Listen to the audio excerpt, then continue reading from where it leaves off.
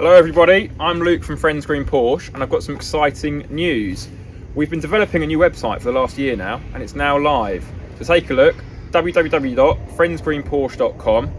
It's got new features on there, we've got more information about what we do. It's just a crisper and easier layout basically, so have a look, let us know what you think.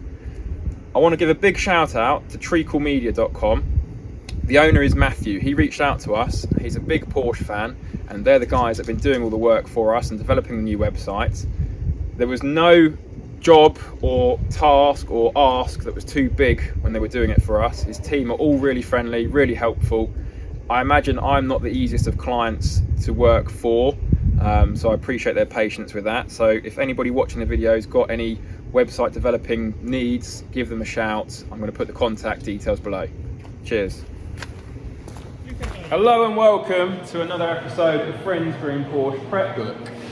In this episode, behind me on the ramps, we have got two very similar 997s. We've got one that's on a 54 reg, and we've got one on a 58 reg. And what that means is, this is a very early Generation 1 997, and that is a very early Generation 2 997. So what we're going to do, the purpose of the video, as usual, we're going to show us prepping both cars for sale, but we're also going to demonstrate the differences between the Generation 1 and Generation 2. So, what we'll do first, we'll get underneath and we'll show the mechanical differences between them. So on the underside of both cars, there's almost nothing to separate the two and differentiate them. So the chassis are exactly the same. Suspension components are the same. If you buy a suspension component for one, it will fit on the other, and we'll get into that in a sec, so we're doing some suspension bits and pieces on both cars. But the mechanical difference between them is the actual power plant. So the engine, the gearbox, the exhaust is the difference between the two. So that is the Generation 1 from the underside.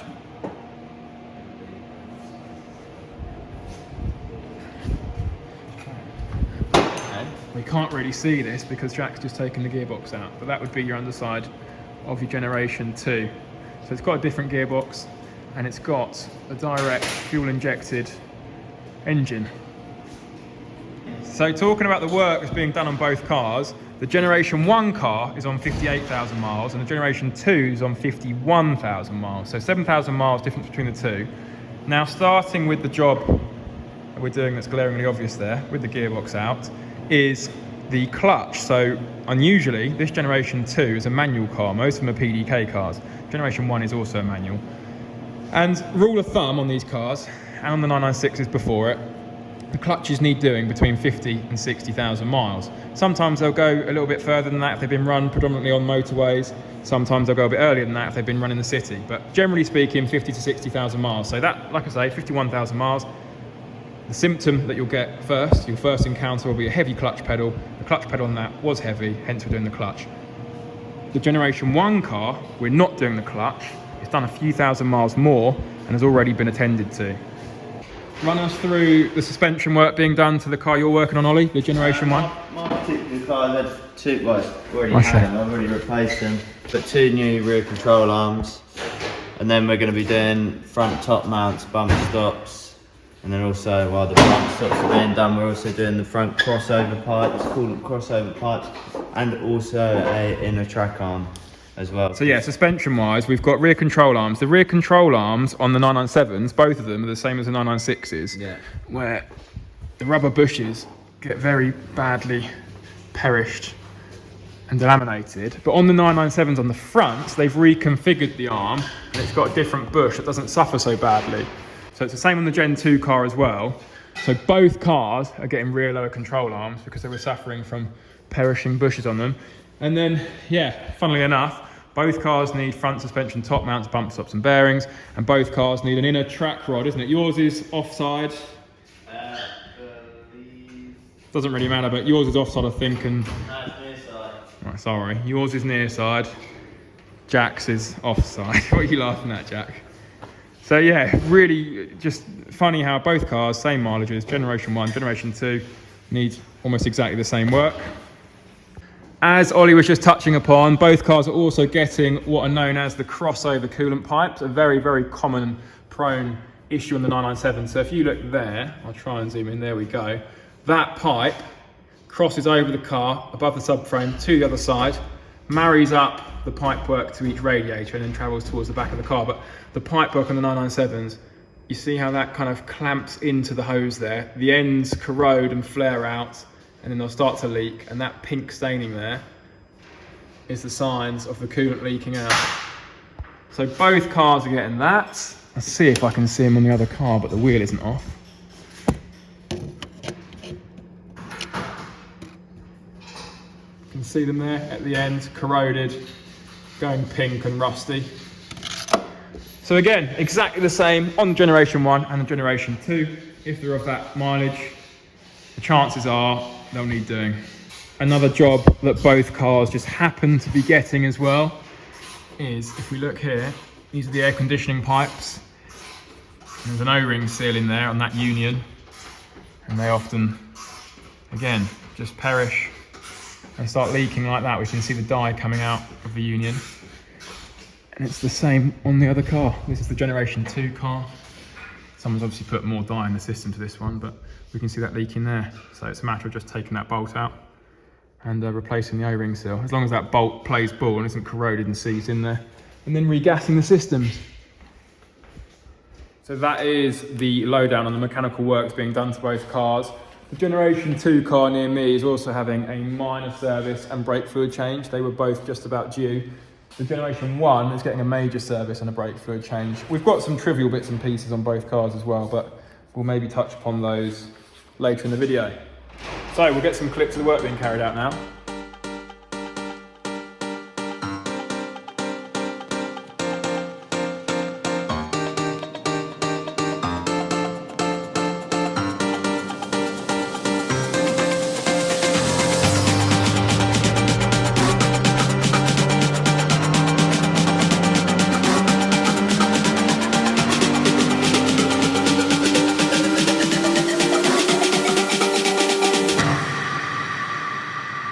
I was born to be free.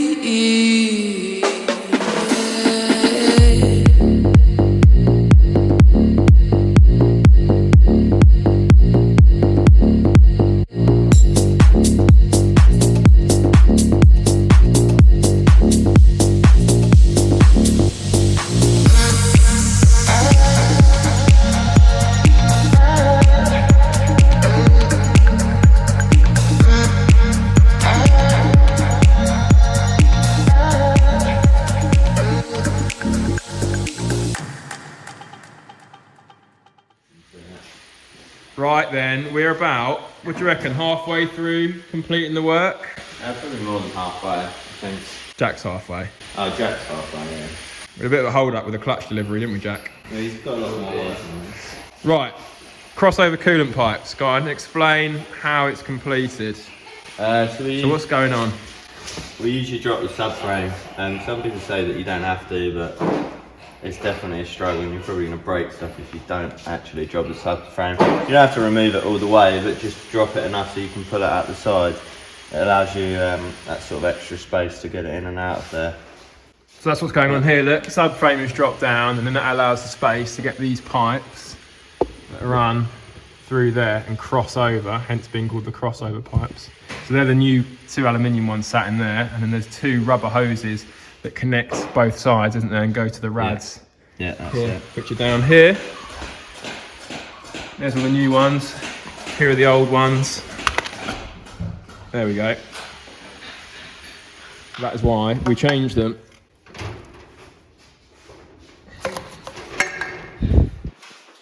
So then what? That's it, isn't it? It's going back together. You're going to do the top mounts at the same time. Yeah, while we've got it dropped, it's just easier just to do the top mounts while it's dropped.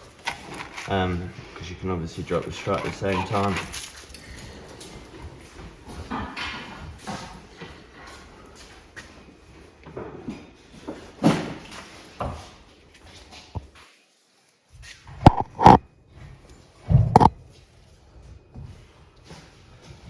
Okay, right, both cars are done.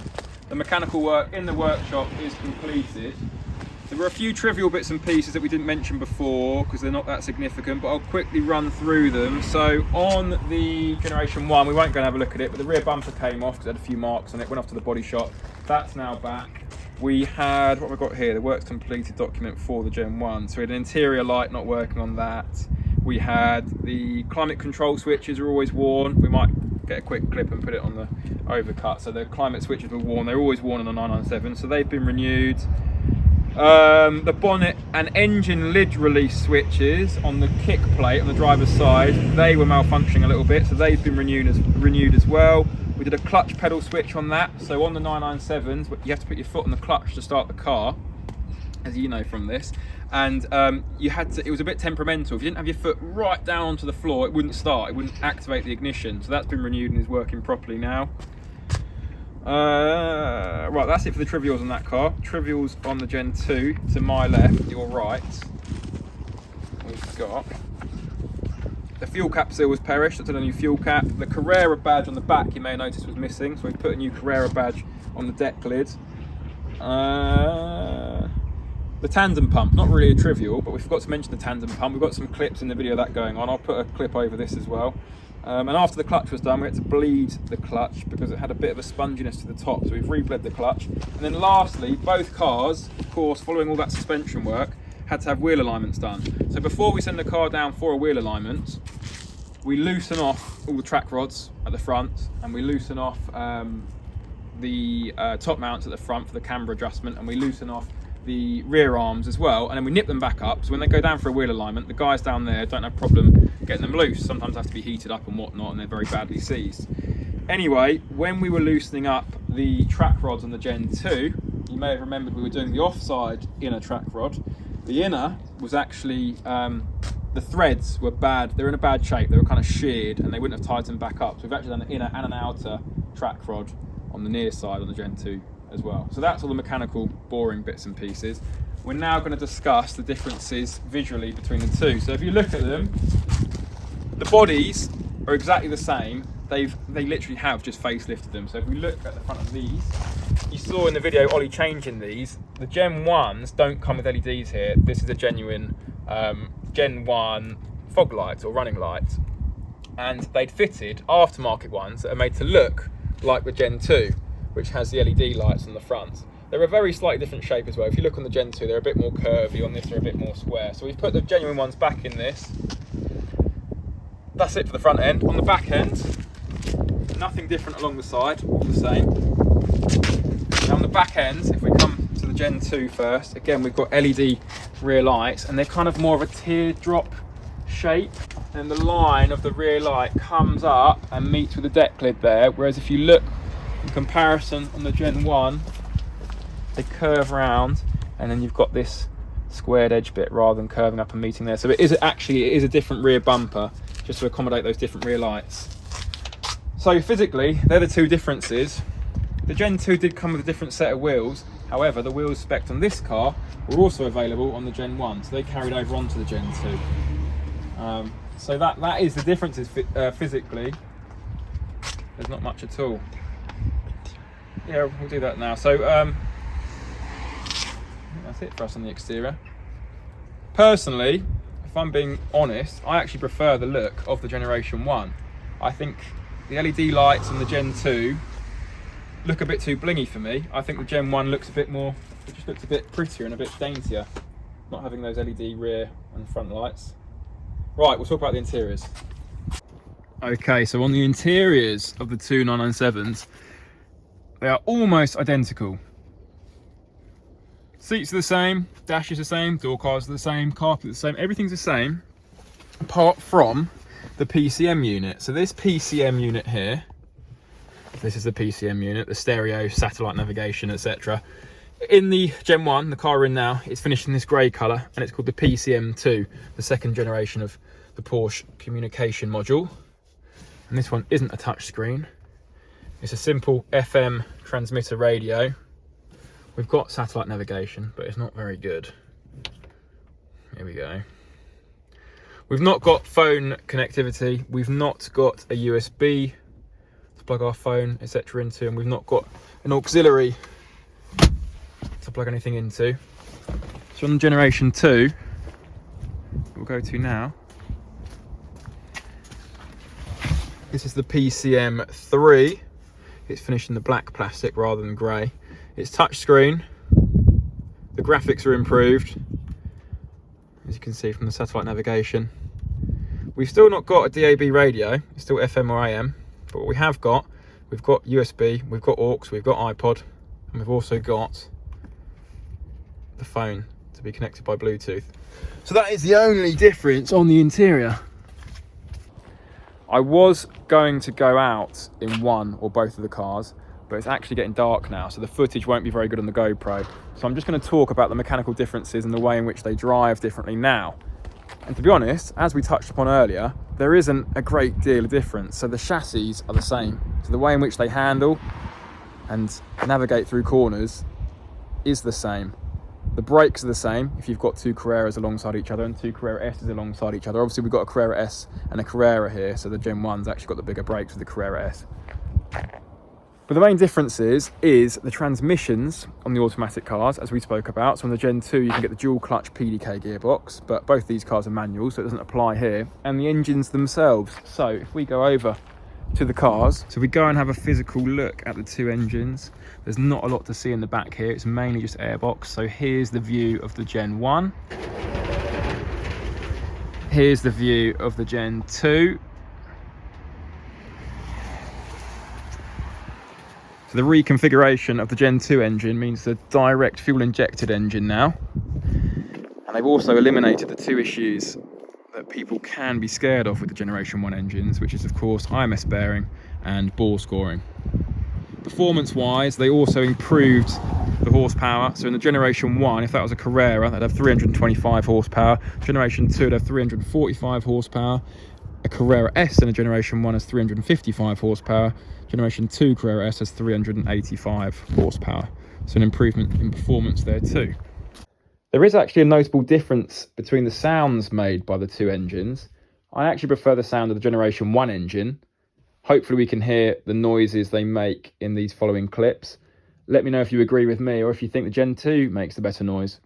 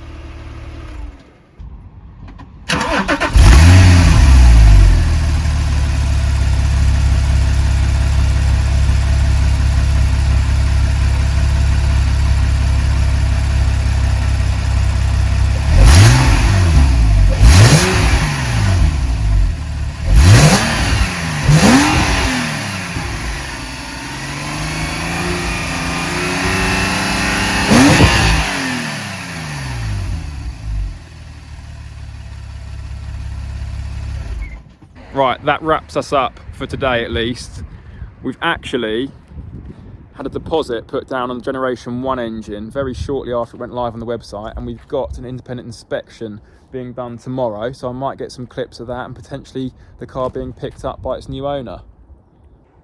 It's the next day. Unfortunately, I didn't get any footage of the inspection, the independent inspection, being done on the Gen 1 997, but yeah, all was well.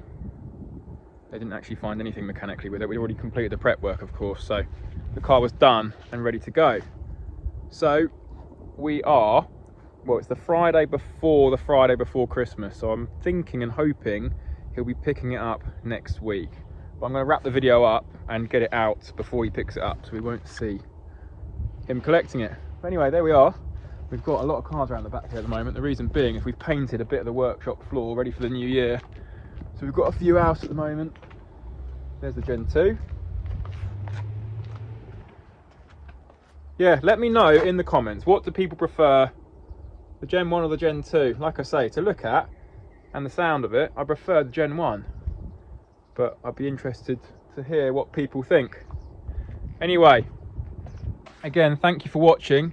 check out our new website at www.friendsgreenporsche.com. Thank you again to Matt and Treacle Media. And again, if you need any websites, building, developing, or anything media related, I guess, check them out. Until the next one, thank you very much.